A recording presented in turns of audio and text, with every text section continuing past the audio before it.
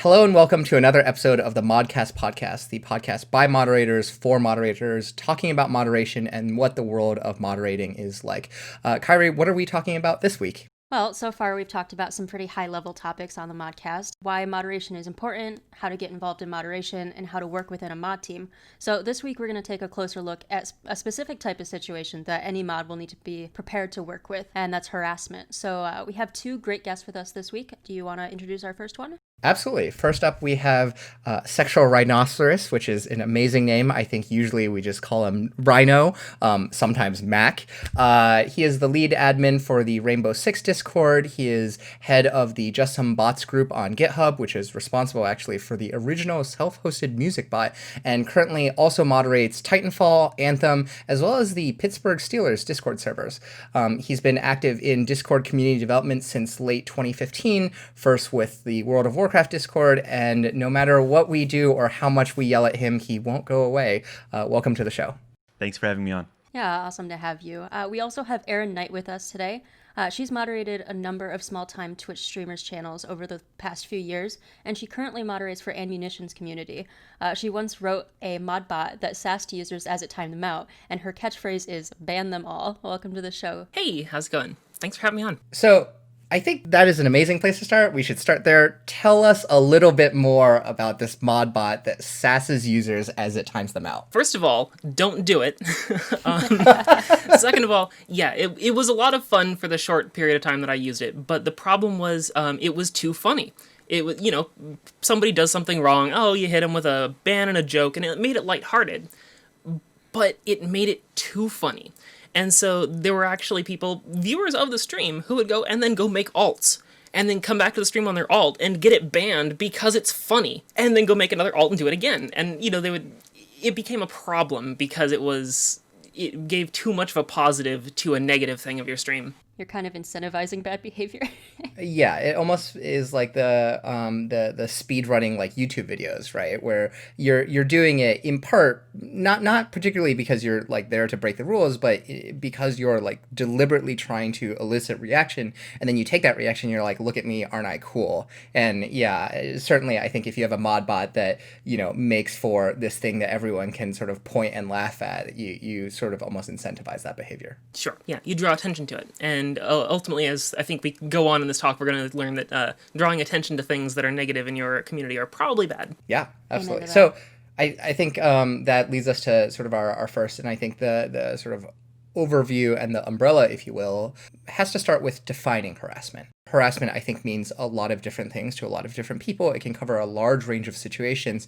And so I think just to sort of get everyone on the same page here, we'd like to ask the two of you, what type of behavior do you define as harassment? And, really, what does harassment encompass? Rhino, you want to go first? Yeah, so I kind of thought about this whenever I was first presented with trying to define harassment. And really, like, as I went through it, there's so many different things that you could be doing. And regardless of what it is, as long as it's like some kind of action that's unwanted by another party and you still partake in it, I would define that as harassment, whether it be like physical, emotional, sexual, et cetera, and it can be intentional or not. Like you can be, accidentally sexually harassing someone. As like that was kind of what went through my brain whenever I was trying to define it. Yeah, I think that makes a lot of sense. Actually, one of the groups that Discord is a part of, the Fair Play Alliance, has been kind of engaged in like a similar effort in trying to define toxicity, right? And I think toxicity and harassment are pretty closely related. And it's the same sort of, we were just sort of talking about it, and it's like, oh yeah, it could be anything from saying things to someone, right? Of course, which I think is what most people think of, but it can also be things like griefing them in a game, right? Or it can be, making them feel unwanted, or it can be sort of any range of things that are both actions as well as words, conduct as well as content, all sort of fall under this umbrella. Aerin, any thoughts? Yeah, especially online, where your only interactions are these kind of game interactions or words. Harassment does not have to be physical in order to be harassment. I personally define it a little more strictly. I think of harassment as something that is very targeted. You have a single subject or subjects specifically that you are looking to get time and attention from, either negative or positive, because you want to hurt them or you want something from them. I think a lot of what ends up getting called harassment is in fact bullying, and where I define the difference is where bullying, you're looking for power. They're looking for to gain respect out of fear over a community. So maybe they're picking on one person all the time, but it's not because that person is a particular problem. It might just be because they're easy to pick on. So there's a psychological difference that you kind of have to be aware of when you're trying to moderate, because different tricks will work on different approaches to how they're causing negative behavior. Yeah, and since actually you moderate, for AnneMunition's community, I'm sure, I think we've talked about in the past the difficulties, I think, of being a woman on the internet, of being a female streamer, right? And I'm sure that she gets a lot of it. And can you talk us through maybe a little bit of the harassment that you've seen in that community? Sure, yeah. It runs the gamut, and I'm not going to name any names because that's actually very important. You want to not give these people attention. That is what they want. They want people to know that they are still in your community somehow. And this runs the gamut. So you have the people who just come back and, they want to say something in your stream, and nope, that conduct is not allowed here. We're gonna ban you. And they're like, no, I want to be able to say this in your stream, and they get kind of insistent about it, and they make another account, and they come back, and they say it again on a different account. We can talk about some of the approaches to fix that later, but eventually you ban them over and over again, and they go away. They lose interest if you do things correctly. And the other end of that spectrum is people who really don't. People who get very invested in this sense of, oh, no, you have slighted me, now I need my revenge, or I'm being denied attention. So they become persistent, and they start getting off of the internet, they start looking up your information, they start, spamming your email address and stuff. Some people take this very seriously, and not every streamer has to deal with it, but I think every streamer should be prepared to... I should rephrase that. I think every broadcaster should be prepared to deal with it of any kind. If you're going to put yourself out there on the internet in any medium, you need to be prepared to deal with harassment. For sure. And you mentioned that you kind of deter people by handling these situations correctly. So I'm going to kind of steer us into proactive measures. I think one of the best things as a mod is to know how to prevent the bad things from happening in the first place, right? So we've talked on other episodes about how having an active mod presence and having clear behavior expectations can help with that. Are there any other proactive measures that you take to prevent the harassment from occurring in the first place? I think one of the things that I've always tried to do is define the culture, or define the living embodiment of the server from the top down. And normally the culture starts within the mod team first. So getting a very positive, very accepting team that won't, even within their own ranks, commit a lot of the types of harassment that can exist.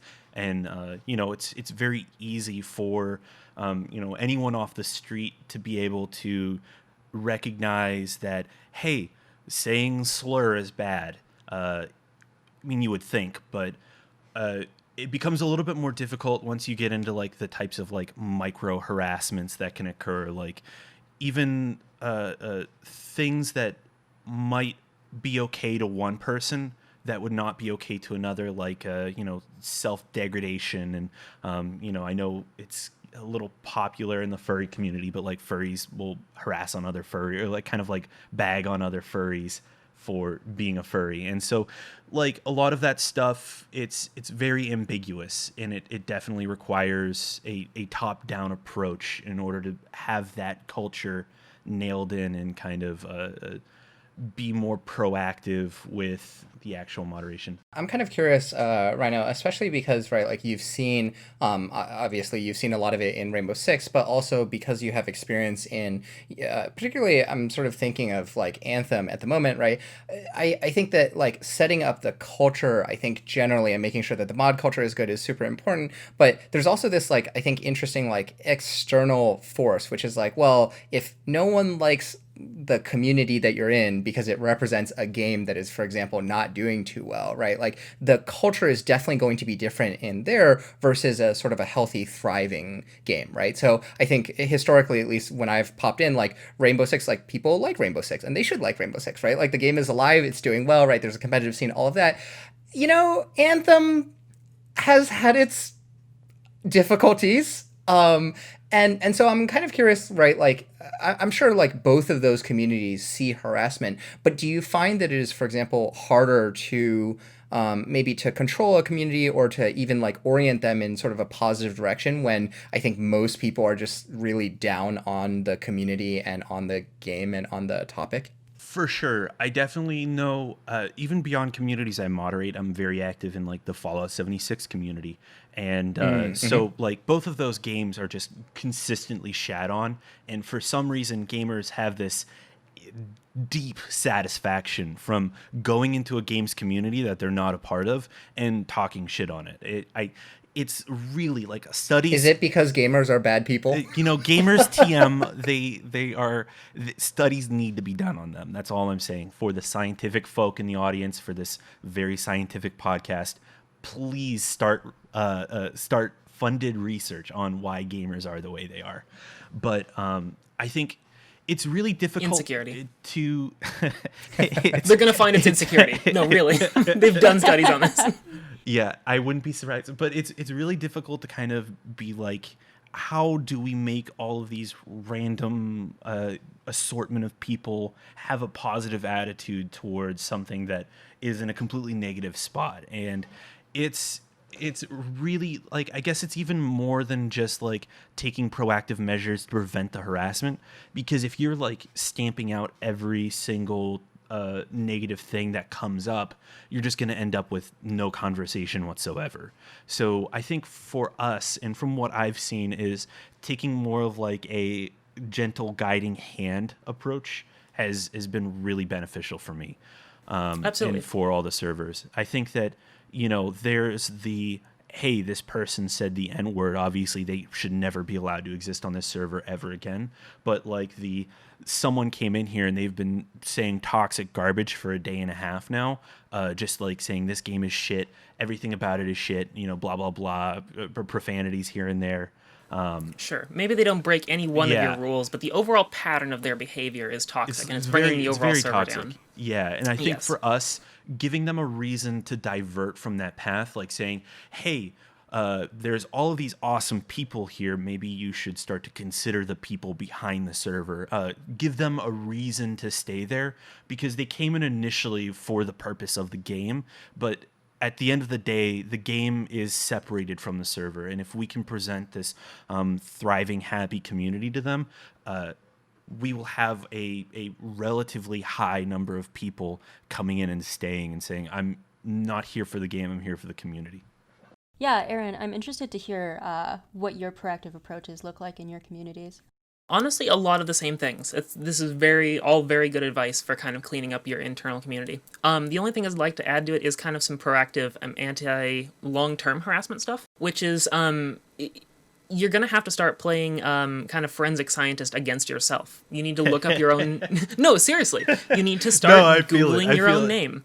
You need to start looking up your own address, see what you can find about yourself on any means you can find across the internet. If you can find a moderator that you trust, you can maybe get their help with this. Some fairly techie people can really find stuff. Moderators, before you go off and do this for your streamers, ask first. I can't tell you how much of a problem it causes when a mod texts a streamer's information to them from a blocked number. Yeah, no, really, really not a good idea. Streamer panic, like, who's this person texting me my info? Maybe you should be more careful, like, holy shit. Yeah, no, that is not how a moderator should do that. He's banned from the community at this point. No, but seriously, you need to look for that stuff, and you need to clean it up as much as you can, because people will find it, and they will try to use it against you. So get that kind of stuff, you know, again, once it's on the internet, it's kind of forever, but as much as you can, get your address, get your real legal name off of websites. Mm-hmm. So you're kind of going into like the when the online becomes like a real life harassment sort of situation. Is that something you've run into a lot? I don't want to say it's a lot, but when you spend enough time on the internet, you're going to run into it eventually. there are people, and I don't want to stigmatize mental illness, but the people that do this kind of thing are not thinking rationally. They are not thinking along normal people's wavelengths, because this is the kind of people who has never had a one-on-one conversation with a streamer, but think they're deeply in love. And this happens all the time. This happens with celebrities as well, and you can, this is well researched, and you can find news articles and stuff on it. But the problem is that celebrities tend to have resources. You think about Robert Downey Jr., what happens when he has an overexcited fan? He has bodyguards, he has lawyers, he has all these things at his disposal. Most streamers really just don't have that. Most online personalities that are just kind of running their small community really don't have that. Yeah, I think on that, like, it's really interesting. So to your point, right, like, there's definitely been some research done on it. The sort of reference to it is like parasocial relationships, right, where the streamer presents, and I think it is this like new and interesting thing that certainly like every streamer, every broadcaster should be aware of. I think the effect that they have, and also the effect that they can have, especially on those who may not understand the relationship that does or does not exist. But I do think that it's this kind of interesting thing that, like, not only do like sort of traditional celebrities have many more resources, they also, right, like, they're not doing quite the same thing, right? When you see Robert Downey Jr., he's Sherlock Holmes, or he's Iron Man. That's what he is. Or he's like whoever, right? You never have a conversation with him as a character. Yes. Whereas I think with all of these streamers, right, they are sitting there sometimes 8 hours a day staring at the camera, and I think it's much easier for a person on the other side to be like, oh, they're talking to me. When they're like, how is your day going? Like, I feel like I know them. And I think it's that degree of, I think, almost like a false closeness that leads to at least some of this pretty weird behavior. I actually watched a really solid 3-hour video on like exactly that type of behavior, the parasocial one-way interaction, and like especially whenever it comes to the harassment. The YouTuber that I watched that did a really solid in-depth used this terminology that I like to use called morbid curiosity with it.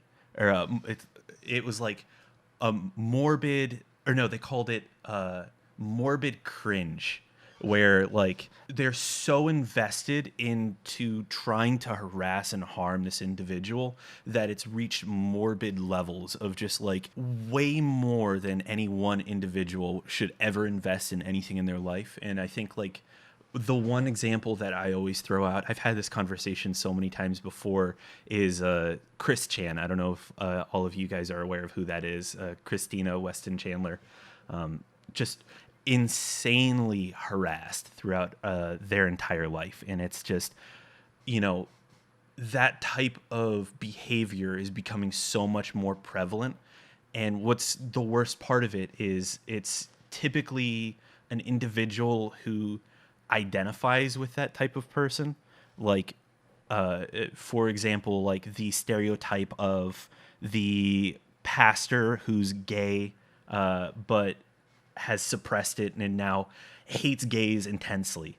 The self-hate is like compounding within themselves to form this morbid, disgusting, like angry inner self that just like they take it out online. And they're the type of people that are like, trying to dox and harass and making threats against someone's life. And it's like, yeah, you find that out and you're like, how is it that a popular trans YouTuber is being harassed mainly by people who are trans themselves? And it's like that's how it makes sense. Yeah, I've actually seen the inverse as well, where there's somebody who they think that they're close friends with the broadcaster because, like Sean was saying, where they're like interacting with them, or so they think they are. I had someone in my own community mention a popular broadcaster and say that they were a close friend, and I'm like, oh, like, I didn't realize that you were close to them. Like, how do you know them? And they're like, oh, I talk in their Twitch chat all the time. And I'm like, interesting. I'm like, have you ever? Oh yeah, you must be besties.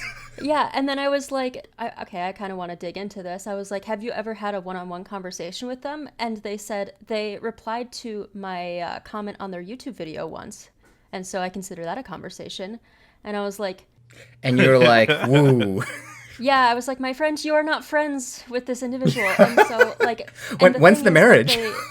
Right. And so I was like, I know that you live in the same state as each other. Like they knew that they lived relatively close, and they're like, one day we're going to meet up and we're going to talk. And it was just kind of like they didn't even understand that their behavior was creepy, or that they potentially, like, if they were acting this way in this person's community, like I would almost consider that harassment, where they're like pretending to be this person's friend and like talking to them all the time, and like, you know, being a little bit obsessive. So yeah, I think there's definitely two. I had to moderate a situation where someone was spreading a rumor that they were dating. No. Yeah, The stream right. where I was moderating for. Wowie. It's really interesting because I think like you have like it is the worst of both worlds in some sense, right? Some of these people are doing it unknowingly and they're just like, oh yeah, like this is fine, like yeah, we're totally besties, and I, you know, send cookies unsolicited to like their home address that I found online, and then you have the other side where they're like, oh yes, like I'm going to get this person to pay attention to me no matter what it takes, and everything sucks and everyone sucks, and this is why you need to protect yourself online. One of the guys I can't name right now is doing that. We banned him, I think, for the first time like 2 years ago. He's still finding online services to get around all of our ban tools. You know, so certain communities, like, you know, he can't use his main Twitter account. We look for patterns in usernames when people follow the Twitch account. 10-minute follower mode, and you monitor the followers. That's a really, really easy way to catch these kind of people before they can talk, right? You can ban them before they say anything if you can catch a username pattern. But yeah, like thinks he is dramatically in love, and that one day it's just gonna work out and there's gonna be a beautiful marriage, and the rambling emails are insane. Literally, you would not believe. Insane. Yes, literally insane. Like stumbling from topic to topic without a single connecting thought. Some of them are kind of scary. And ultimately, especially in the United States, you don't have a lot of options for dealing with that until it gets so violent that you have a criminal case. Which is definitely pretty important. Actually, I think that is a good segue into our next topic, which is, right, like, I think there are a lot of preventative and proactive things that you can do, right, that Aerin, that you mentioned earlier, right, ways of protecting yourself, ways of making sure that as little information of yourself is online as possible, or that really, I think it's that you exert as much control as possible, and that you're careful about who you give it to, under what circumstances you give it away, right, that you're careful about who you trust. But of course, there are circumstances, I think, that you, where you cannot control such, and disaster strikes, and, you know, something gets out there, a situation starts developing, you're starting to get harassment, stuff like that. And I think actually where we can focus here is, among other things, how do you handle harassment against yourself versus against someone else? Like, especially if you're representing them, like a content creator, versus how do you handle it when it's just between, you know, people in the community, right? So user on user versus user on moderator versus user on, say, content creator. What are the differences that you see there, and how do you react to them, or do you react to them all the same way? Yeah, so when it's myself, honestly, I use very few tools, and I use one very liberally. I have a fairly thick skin. If I'm annoyed by someone so much that I don't want to talk to them anymore, I just block them. And that's how that goes for me. I can be a little bit more harsh about that because of the personal brand I've built, which, you know, tends to be kind of ban first, ask questions later. It's not actually true, but because it's not actually true, I can kind of cultivate that for when, you know, I really just need to not talk to you today. Like, you are well beyond the line already. I don't want to explain myself to you. Just gone. It's great. But when you're moderating for someone else, you really have to defer to their community rules, right? It's not what you want anymore. It's not what you define as harassment. It's what they want and what they define as harassment. So you really have to have a context shift of like, okay, well, here's the rules that I'm enforcing. Here's the type of conduct we want to enforce in this community. And for every community that you moderate, you kind of have to have that context shift of like, okay, this is acceptable here, but it's not acceptable over here. So I can say these things here and not here. And if I want to talk about politics, let's go to this other server because we don't allow that in either of these. It's very much individual to, what the community decides they want to have over the line. If you want to have a PG-13 type server, no swearing, okay? There you go. That's the rule. You can't swear. That means you are now more friendly to more people, but it also means that certain people won't go there because they can't swear, and it's just too restrictive for them. So you have to decide what's in your court and what's not. Well, so actually on the specifically on the community, like on the content creator side, have you been in sort of situations where, whether they are big or small, where someone's just like, oh, I just find this person creepy, like ban them and maybe ban all of their friends. If you don't see anything, say, creepy about their behavior, or maybe if you think that they're going a little bit overboard, but at the same time they're like, look, they're just creepy, get rid of them. How do you deal with a situation like that? You definitely just start to look for common ground if there is common ground to be had. Finding the middle between 2 points is not necessarily always the center point between them.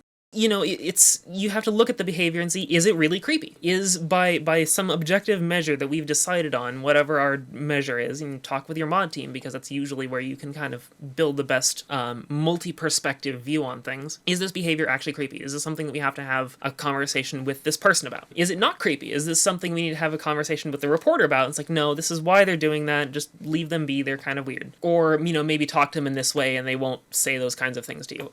You can try to find ways to bridge gaps. Sometimes you really just can't. And like, no, this is creepy. You need to either be timed out or have a discussion, or, maybe banned from the community is the right approach, depending on how they go about it.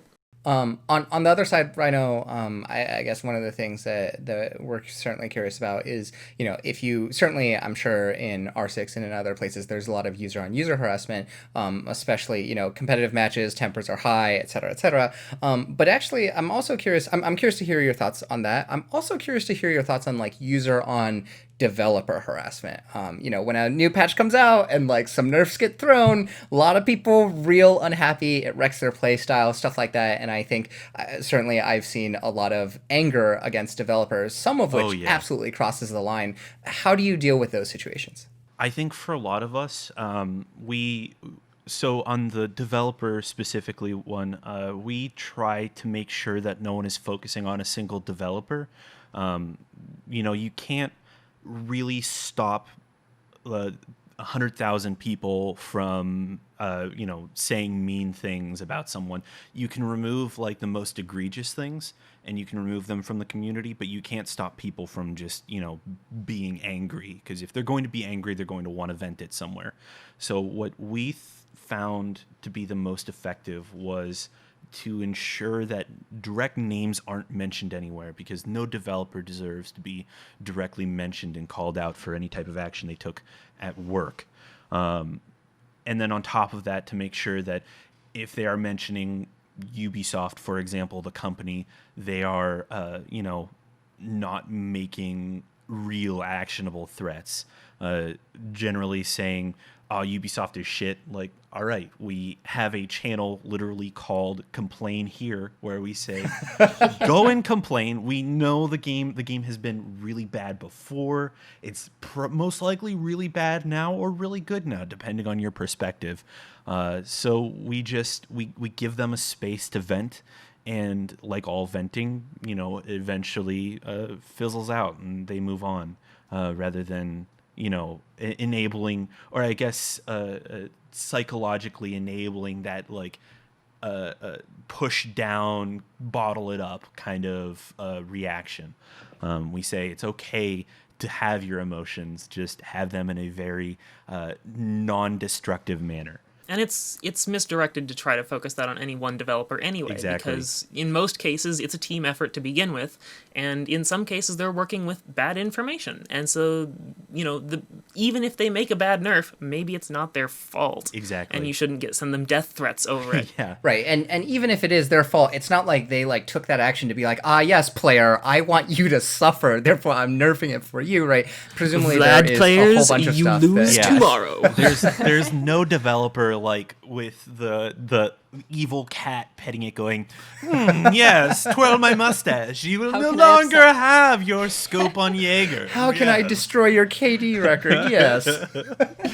Protoss will be winning the World Finals this season. Yeah. I mean, like I get upset about things. I'll do the good old gamer, like pound my desk and be like, God, I hate this fucking game. This sucks. I hate this. And then /flip table. And then just like that, I've expressed my emotion, and then I can move on. And I think that's realistically what we try to enable in our servers. I mean, even beyond that, like people on people, we try to make sure that we try to audit as many interactions as we can. We try to keep notes on people that we see as problems. We have built-in moderation and bot solutions to try and make sure that we can bridge the gaps of, hey, we saw this person doing this on Twitter. Hey, we saw this person in another community doing this. Hey, we heard this person in our own voice channels saying some stuff. We got like a sketchy report from someone, and with all things, the more data you gather, the more clarity you have on an individual. And if the end result is a clear picture of someone that we don't want as part of the community, we remove them as you would with anyone. Absolutely. Network with other communities. Exactly. You can get a lot of information from networking with other communities and sharing information about problematic users. Yeah, and I mean, that goes beyond the very easy, like, these are the types of things us as a community have decided are not acceptable, like slurs and like directly putting someone down and bashing someone even after they're told to stop. Like there's moderation guidelines that you can put together, and if someone is consistently breaking them, that's an easy win for you. But I think the hard ones are definitely like the in DMs harassment or the in voice harassment, or this person killed me. I think that one of the ones that we saw was this person kept killing me in the game because they thought that I had a very feminine voice and they don't like girls in their games or something like that. Like, that is a legitimate thing that had happened, and we had to ban someone over it. And so it's just these very weird things that you're like, this is proof that there's 8 trillion people on the planet because only one person could do this shit. Right. Yeah, it's the law of large numbers. Once you get big enough, like anything can happen. Anything can happen. Well, and that's really the thing. The number of people who do this kind of thing is they get that toxic about it are usually one in a lot, many thousands. Yeah, they're not very common. The problem is they just make a lot of noise.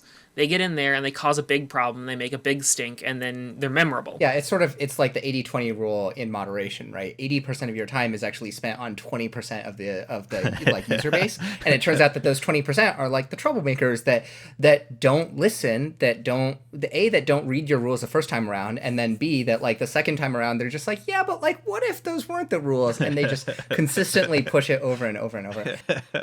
And you can actually dial that in on your community, because that's, in AnneMunition's community, I would call it the 98-2 rule. Like, we have a very, very positive community in AnneMunition's community, and the community is we encourage them to encourage others to follow the rules. So, and a lot of times moderators don't even need to step in, because people will literally say, hey, that's not cool, can you maybe like not use those words or whatever. The sort of enforcing through like social norms, yeah. Exactly, through social norms, and then we don't even have to do anything, because nobody really likes a gatekeeper. Even if the gatekeeper is keeping the community clean, you would rather they just solve it themselves. Yeah, for sure. It's the sign of a healthy community. Yeah, if it doesn't need to escalate to the point. Yeah, exactly. Yeah, if you have a healthy community. If you have a toxic community and they're all insulting each other, maybe you should leave that to the community cops. I feel like that's a lot harder to do, is to go from a already toxic community and clean that up, because no one likes being moderated, but especially people that feel like that is their identity. And if you have a large group of people that are like, I'm all about harassing, then I'm all about like this vitriol toxic mix that we have created. Disrupting that is only going to make it it's like pouring water into boiling oil. Like, you're not going to make it really better. is, because you can only relax your rules, not make them tighter, really, in communities. You can do small increments, you can ratchet up very small increments, but if you bring down your rules, you let in new community members that then change the way the community dynamic works. A lot of the users who don't like that then leave. If you loosen your rules again and you get more of this more toxic demographic, more of your positive users leave. And then when you try to go the other way, all you have left are the toxic ones. Of course they don't want to be moderated, right? They're the ones that you let in that pushed everybody else out. And that was really apparent. I think you can still find studies on it happening with Overwatch when they stopped banning people. the community became insanely toxic almost overnight. What? Overwatch? I only know good people that play Oh, Overwatch. stop. I was going to say it actually reminds me of a community. It was for an indie dev game. I don't know if you remember this situation. I think it was like last summer, a game called Ooblets, where they came out with a like a dev post to their Patreon subscribers saying, hey, we're going Epic exclusive. And then suddenly their small Discord that was run by these two developers got raided by a bunch of people who were like, oh, we hate Epic and we hate you for being tongue-in-cheek about, going Epic exclusive. And they just started getting harassment, not only to the game, but to death threats to the devs themselves. And so that was a situation where This small 2-person indie studio. Right. And it's suddenly this tiny community of Patreon subscribers and people who are genuinely interested in the game just get bombarded with all of this hate. And so that's I think the only situation in which I think instantly tightening your moderation is needed. Yeah, there are absolutely cases where you need to do it. It can just destroy your community when you do it because you'll have nobody left. Yeah, for sure. And so I think that their solution there actually was something similar to what Rhino talked about, where there's just a channel where they can vent about their frustrations, as long as it's not targeted or hateful or whatever, then it's fine. And that actually turned out to be a very good solution for it. So I think that is a good way to just kind of funnel, and it helps you to moderate it too, because you have less places you need to look for it. You're like, okay, I'm gonna be looking in this channel, and that helps me.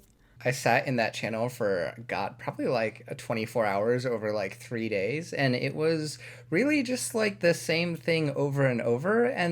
But I think that's a thing that harassment and harassers generally have in common, which is, right, they're not here for conversation. They're not here for rational discourse, right? No one is oh yes, right, maybe they say debate me, but they don't actually want to be debated. They want to be there. They want to be agreed with. They want to be heard. They want to hear their opinions coming out of your mouth. Yep. Yeah.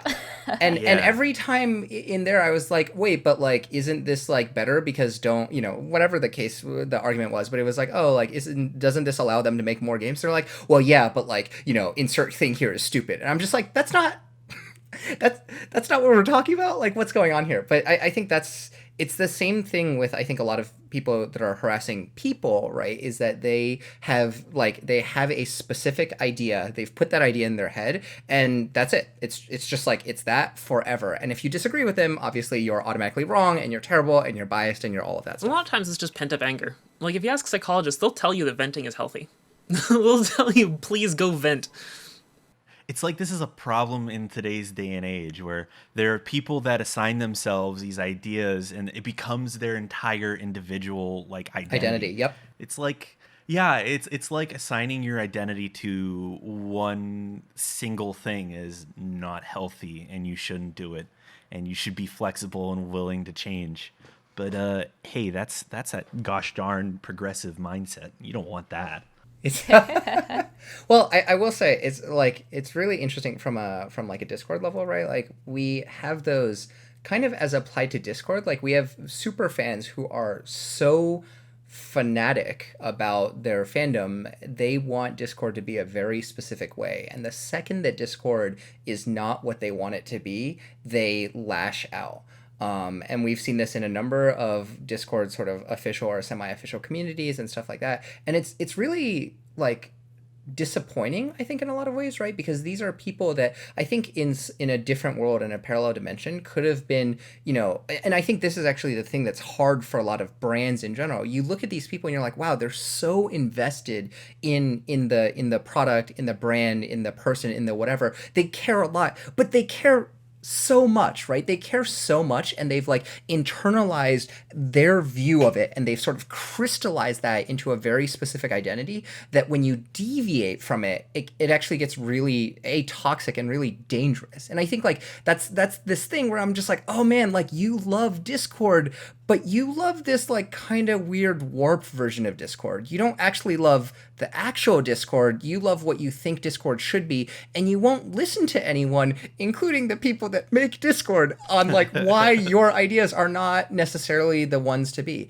And I think, right, like I extend that, I extend that to games, I extend that to music, I extend that to content creators, where I think people are like, oh yes, like I know this content creator and this is how they should behave. This is how they should like or dislike a certain game. This is how they should think about a certain thing. And when you're like, no, actually I feel this way about this hero or this way about this game, they're like, oh, I've been betrayed. Yeah. And you're like, have you though? No, like, seriously. Have you? Internet folks need to take some lessons from a Disney princess and learn to let it go. That's a great line. There's been some interesting, actually, like academic academic research done on this, and and some sort of pop culture commentary on it. But I think a lot of people comment that it goes back to the ending of Mass Effect 3 because EA, right, released it, and then gamers rose up, so to speak, and they were like, no, this cannot possibly be the end, and effectively forced a change. And I think that ability, right, that whether or not it is a good ability, but that ability where they looked at each other and they're like, oh, we can speak in one voice and be like, no, actually, we literally demand that you rewrite the ending. The creators aren't good enough for us. This was a long time ago, right? But I think that actually led to, right, like it changed the relationship between fans, right, between the fandom and creators. I think before that, right, like you were like, oh yes, like, you know, J.R.R. Martin like writes a book and you're like, I don't really think that that's how it should end. Like you're like, okay, I don't really think that's how it should end. It wasn't like, oh, by the way, you're wrong for writing your character that way. I demand a change. And I think that that's really like, I think that's sort of a crystallization point it's really kind of a recent thing. Like this didn't exist in the 90s as far as I can tell, but these days, right, it's like when I think there are so many studios, so many developers, so many creators, so many content creators that are afraid of stepping out of line because like the sort of fandom has morphed from, oh, we support you and we support your work, to we support you on our terms and only on our terms. On our envision of your work. Yeah. I'm not sure about Mass Effect 3, but I definitely agree that studios over time, and probably including the Mass Effect 3, that have kind of caved to those demands over time. Not even just with content, things like demands to fire certain people, even if they've done nothing wrong. Yeah. Have kind of bred this, over time, have bred that entitlement into the community. I think with all things like that, I tend to look back at one thing. One of my buddies who was like admin of the Overwatch Discord, he also like moderated on the subreddit and all that. He quit and like just dropped the internet as a whole, like playing games after knowing him for like several years. And I always asked him why, and he said, at the end of the day, if you tie your emotions and your physical being and the state that you're currently in to something online, something abstract like a company or a Discord server or, you know, a video game state or anything like that, that's a really unhealthy way to live your life. And I think that is kind of what I look back on whenever I try and decide, are the emotions I'm feeling healthy? Is this something that I should be getting overworked by? Or is this just like the stupid, nasty gamer goblin in my brain, like mashing the keyboard saying, no, get mad, no, get mad. And it's like, that's not what you're supposed to do. Like, that's not what a functioning adult should be doing. So I think that's something that a lot more people need to consider. Yeah, so I think that there's some situations of harassment that are worse than others, obviously. So I guess it's a conversation that we should have, how you decide if something is too minor to address, or conversely, what you do when something is so severe that you should escalate it to trust and safety for the given platform, Twitch, Discord, Reddit, whatever. Also, tell us of the craziest shit that you have seen. Oh boy. I'll take this teed up ball and I'll smack it into left field. So I think generally what we try to decide is like, we have average paths for things to do. We built out a whole moderation guidelines for our mods to work by. But generally, you know, severity-wise, you generally have like run-of-the-mill and then holy shit, who thinks like this as like our two buckets that we tend to put things into. And so severity-wise, you know, we can run things along a normal pipeline of, oh, this person said the N-word, they shouldn't have said that.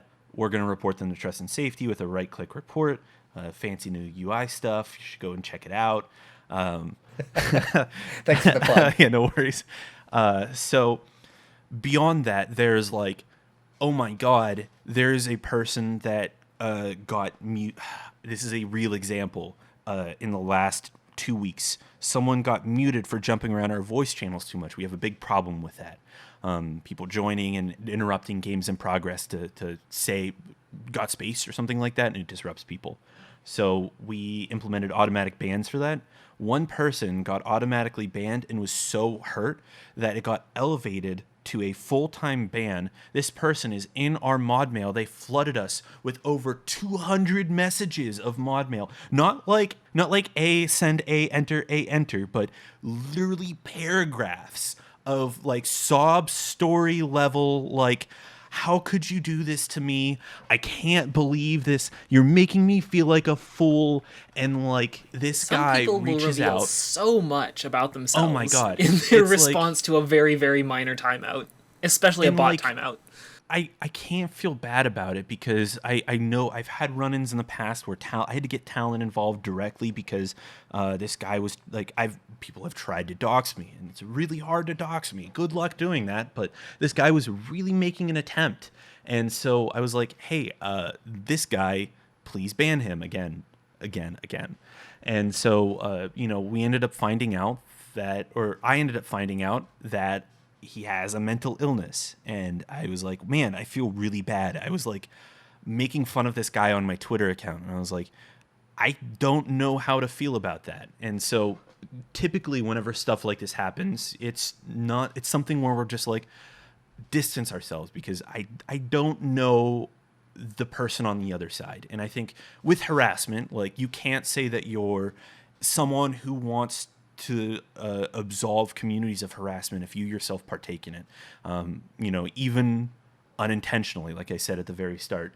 So I think, it got so bad that this guy was in my Twitter DMs and has sent me, I'm just like, you got banned. That's the end of it. And I muted them, and I now have, 7 pages of full paragraphs of text, photos, all these things. This person is just begging me to get back. And that's whenever it's severe enough that we're like, okay, we're gonna like white glove get them banned off Discord at this point, because like this has stepped into the crazy bucket of once every 1,000 interactions we have with our users. Yeah. And ultimately, it's, maybe they do have a mental illness, and what they really need is not a ban, but help. But at the same time, that's also not your responsibility. Yeah, and agreed. You are not mandated to be their therapist. In fact, I would argue perhaps that you shouldn't be their therapist if you're not licensed in it. I'm certainly not. So you get these kinds of users, and you really sometimes can't do anything but ban them, and it's kind of sad that you have to, because they're causing a problem, and maybe it's not coming from a position of malice, yeah, but they're still causing a problem, and you have to deal with it regardless. I think like your ability to distance from someone that is in that state is ideal, because they can, if they are fixated on your community enough to want to send thousands of messages, invest thousands of human hours of work into trying to get back in. Just imagine what would happen if you yourself set yourself as their new goal. And like, that has happened to me. I have been featured on a website being called cannibal pedophile, I think is what it was. Yeah. So definitely would suggest to, take caution, because these types of people may seem entertaining, but it can get scary very quickly. And if they did associate my real name with that stuff, my real full name, and someone was to Google me and that showed up first, I would be a little upset. just a little bit. Just a little bit. You know? Yeah, your employers, future employers would be very interested in that, I'm sure. Very, very interested. That's a good moment to take an aside about like moderator conduct. This is kind of why you need to be a professional moderator crew and be kind of the lead by example part of your community. Is because if you go around yelling at your users for breaking the rules all the time and you're angry about it and you respond to them with the same kind of vitriol that they are getting banned for, you're going to have more of these types of people who invest this kind of time into coming after you. It's important that you be kind of better than them, I guess is the kind of cliche way to say that. You don't want to fuel the fire at all. Exactly. Yeah. You want to de-escalate it. Yeah, there's a time to have fun, and then there's a time whenever you need to put your serious face on. And yeah, I think it's your game face on. Yeah, it's there's definitely some nuance to it, and it definitely takes repetition in order to understand it. And as all things, experience to be able to recognize when it's time to start taking shit real seriously because it's getting serious. Mm-hmm. And I think that's something that's learned, not necessarily taught. I certainly have like a moderator tone where I go from, oh yeah, I'm happy, I'm having fun, I'm saying, oh, this is her sensitivity on this game and this is her blog that you can go read or whatever. And then there's a moment of like, okay, no, we're having a conversation here and my words are carefully chosen and yeah, you go into mod mode and you need to. I think a lot of people have only talked to me outside of moderator mode, and the people that have, they're like, wow, that Rhino guy, he's real professional and all that. And outside of it, people, they'll say whatever, but I know, like, I get troll and memer and all that stuff, and it's like, well, you've only ever heard me in areas where I don't have to be in moderator mode. I don't have to take things seriously, and it's a switch that you have to learn how to switch, and if you can't, it makes your life really hard. It can get you into trouble too, because people will suddenly see this shift in personality and they'll feel like you've gone cold on them. And it's like, no, it's not that I'm suddenly being cold to you, it's that I have to be Anne's moderator right now, not your friend. Yeah, it's sort of like, like, don't take it personally. I'm not like, oh, hey, like, I suddenly hate you. It's just like, no, actually, like, I have a job to do. And, at the end of the day, that job comes first. But it's a job. Yes, but it's a job. Aerin, tell us about your most hilarious or worst experience. Oh, dear. I guess the worst one possible was, we just talked about this, someone who decided, you know what? Nobody gets timed out. Nobody in chat gets timed out for anything. And that lasted about a week. Wanted to start timing people out for stuff again. Like, the really extreme stuff. The stuff that breaks TOS. Boy, I got death threats, like, on an hourly basis for weeks. It's actually the point where they don't bother me anymore, which is a little bit scary to say, but you eventually start realizing that 99.999% of death threats, they have no means to come after you. And they threaten about it, and you need to take some of those things seriously sometimes, depending on who's doing it, but most of the time, they don't. They threaten it, but they have no means. They have no teeth. So that was probably the worst. It took me a little while to get used to the threats. I'm curious why the decision was made to stop timing people out. The perception was that the community was shrinking because we were over moderating. Yes. The good old, you're banning too many people We're banning argument. too many people. We need to ban fewer people so the people will stick around. What immediately happened is we got full of trolls overnight. Chat was unusable. Most of my experiences with Twitch specifically. If you know what the pedo bear is, or the hydra dick, or the there's a few meme ASCII blocks, whatever. Those filled the chat. You couldn't use it.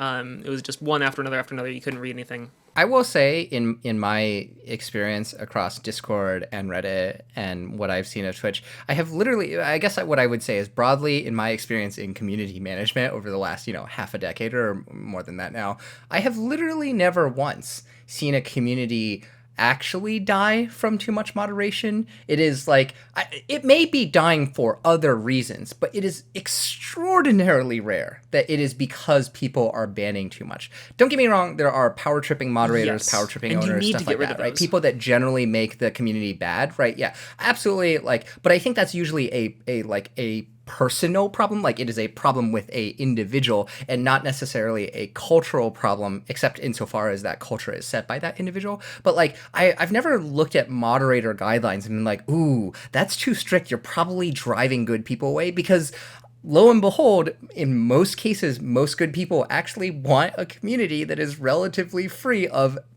toxicity and harassment. And so when moderators act on those things, they are more incentivized to stay, not less, right? Because otherwise, and this goes back to, I've been going over the Discord moderator program applications, and there's a question in there actually about, that I put in there about the broken windows theory, right? And not in the sociological sense, but in the moderation sense, in that, like, if you jump into a server or a Twitch stream or whatever, and it's just full of crap, you're going to be like, ah, yes, this community is crap, because that's literally what it is, right? You look at the first page and you're like, everything is terrible here. The only people that stay around are terrible people. No one's going to be like, oh, well, maybe it's really terrible right now, but it gets better on Sunday mornings. You're just going to be like, yep, so this is terrible. And if you engage in that, right, the people that engage in that aren't going to be like, right, like no one's like, ah, yes, like let me try and shovel back the like shovel of shit that this is and like make it better. The only people that engage are people that are interested in that bad content. So yeah, it's just like, it's crazy to me, like I said, after like, I don't know, almost a decade, that people are like, oh, well, you're moderating too harshly, like as a general rule, and that's like decreasing growth. Like, time after time, actually, people have done, people have posted like postmortems, especially game developers, who I think historically shared this thought a lot. And then they were like, oh, we like started banning people because we realized that a lot of these people were toxic. And then the community got dramatically better, not in a short term, but like over 6 months, over a year, because all of the people that then came in were like, oh, this is a cool place, I want to engage in this. So it is very difficult to over moderate. It is very easy to mismoderate. If your moderation rules do not line up with the community you're trying to foster, you can end up in some problems there. And I think there is a case for moderating too harshly if you're too quick to use the heavy ban tools, right? The tools at your disposal are talk to them in DMs, timeout for a really long time, ban, and then like your blocking options beyond that, right? The people who jump straight to the ban, it might have some issues with retention just because they're going too many tools down their list too fast. If, on the other hand, it's like, no, you're not allowed to say those kinds of things, time out, those people are more likely to stay around because they weren't kicked out for doing the bad thing. They were just said, okay, don't do that thing, it's fine, just next time you talk, do something different.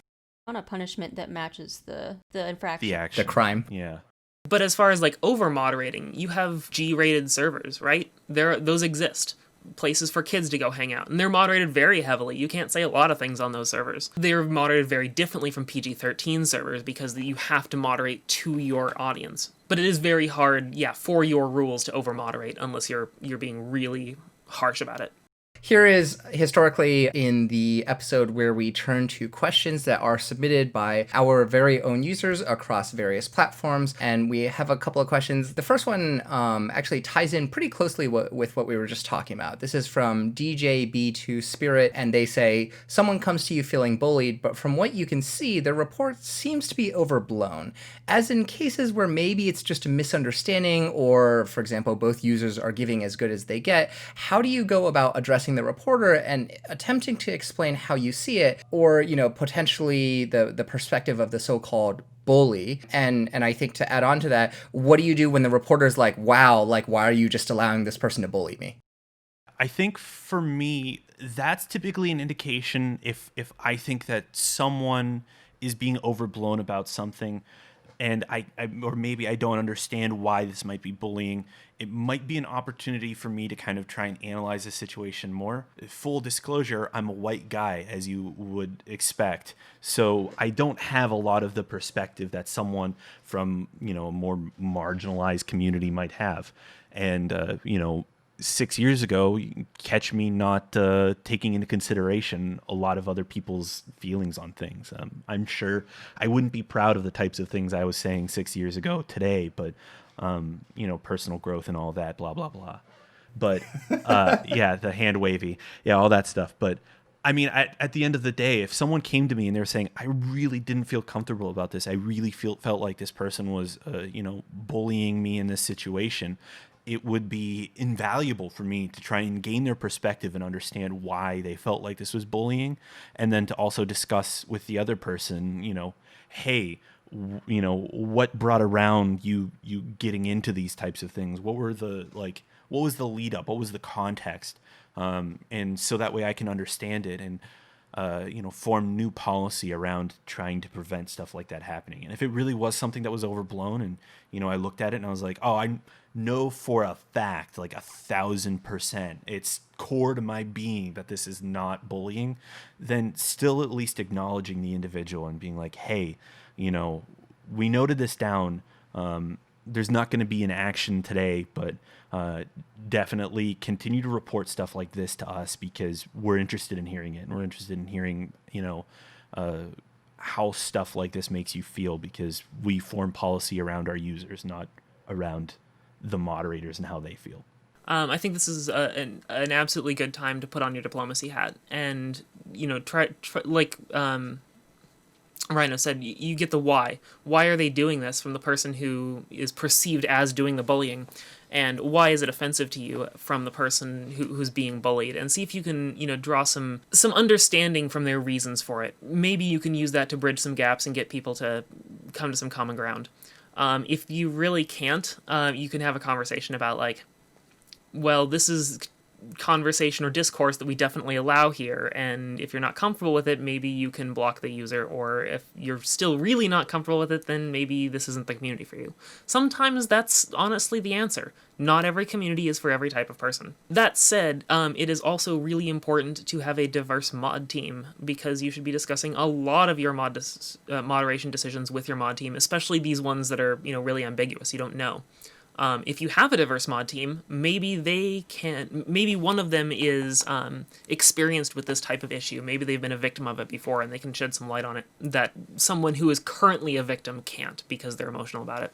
Yeah, I think that brings us to our next question. It's actually two questions that kind of relate to each other. So the first one is from Iman. How do you set a difference between what can be considered a harmless joke or somebody bullying? As a mod, do you try to take time to figure out the intents behind those messages, maybe discuss it with other members of your mod team, or do you immediately warn the accused person? And PK944 continues asking, in addition to the previous paragraph, do you take action on those kinds of situations? How do you manage when the reaction from the members is taken as, oh, they're my friend, I'm allowed to do that? So kind of just like addressing when someone's like, oh, it's just a joke. How do you determine how to handle that? Especially, yeah, and I think jumping in here and maybe interpreting the question a little bit, right? Like, I think there are a lot of cases where it's actually pretty clear cut and you're just like, person A is definitely just shitting all over person B, and you're like, yeah, you can't do that, right? If it's like a little bit more either bilateral, right, give or take, or if it's like pretty clear that they know each other and they're just like, haha, we're the type of friends that,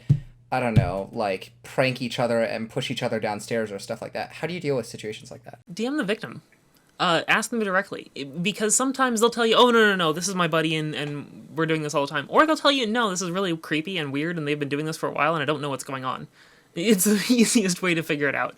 And it keeps it out of the main chat, right? You can ask the person directly and not cause a big stink in your main chat rooms. And then if it's, nothing, then you just drop it. If it is something, then you can have a DM with that person and say, hey, look, this kind of stuff is not acceptable. I'm going to delete your comment from the main room. Again, if they keep pressing you on it, that's that whole people will tell you a lot about themselves in their response to your moderation actions, to their minor infractions. If they start going off on it, maybe that's an indication that you were right about removing their comment in the first place. Yeah, as I touched on in the last one, it takes a lot to learn what an individual or what like a group of people might find as harassment or might be harmless. The one thing that I would add there, so maybe as a perspective of how we view harassment from Discord side, there's actually, I think, three sort of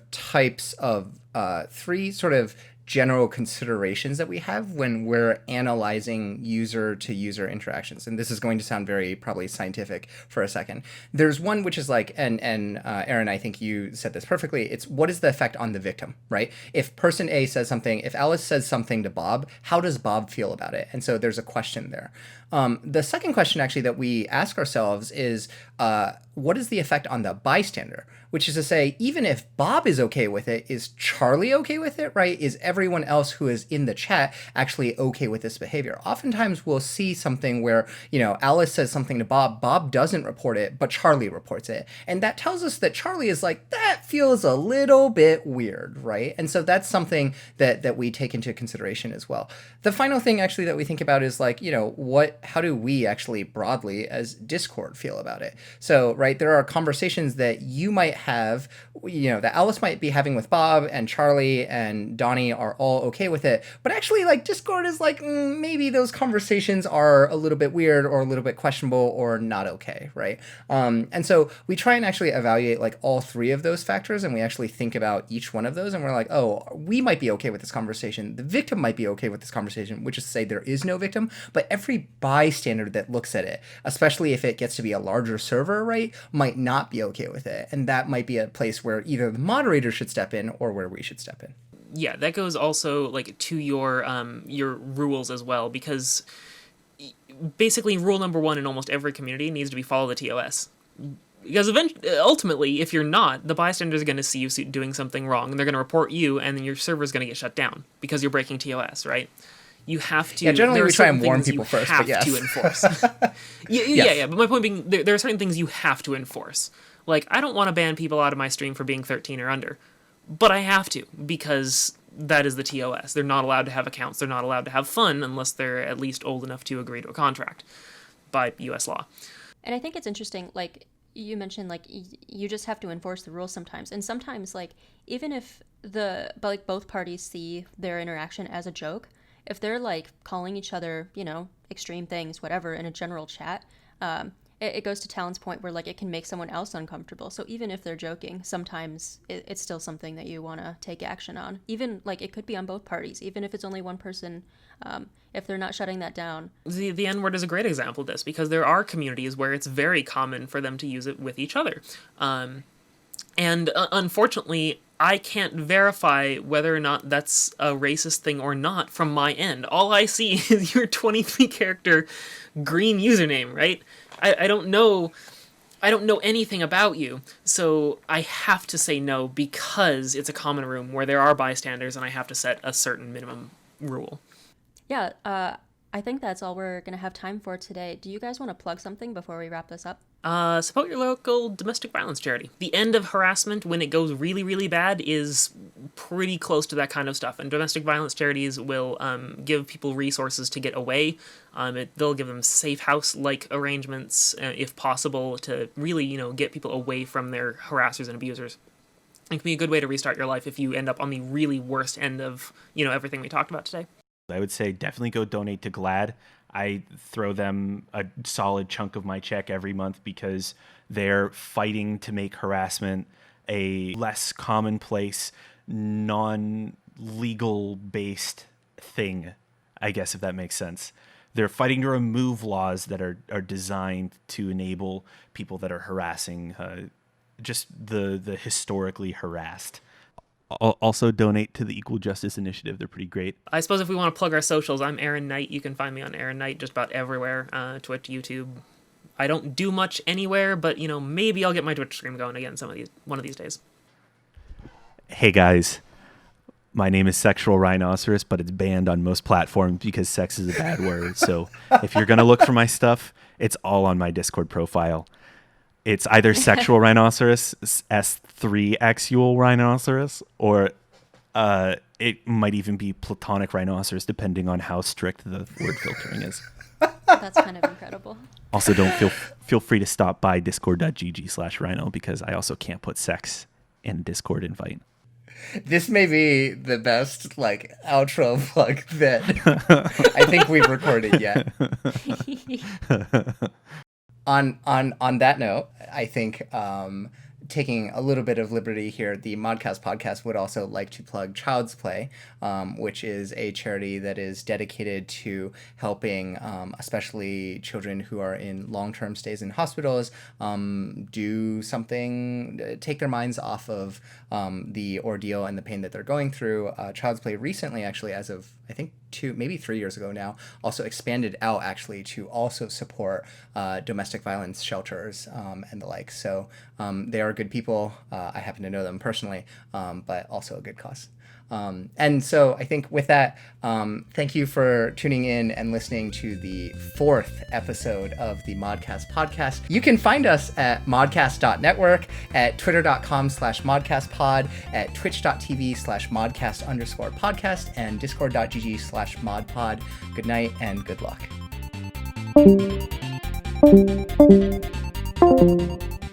The Modcast Podcast is staffed entirely by moderators across various platforms. Our hosts are myself, Kairi, and Sean. Panley directs. This episode was produced by Angel and edited by Brandon. Joe is our engineering lead. Social and design lead is Dan Humphreys. Our social media managers are Drew and Delight, and Ahmed and Ash helped write content for this episode.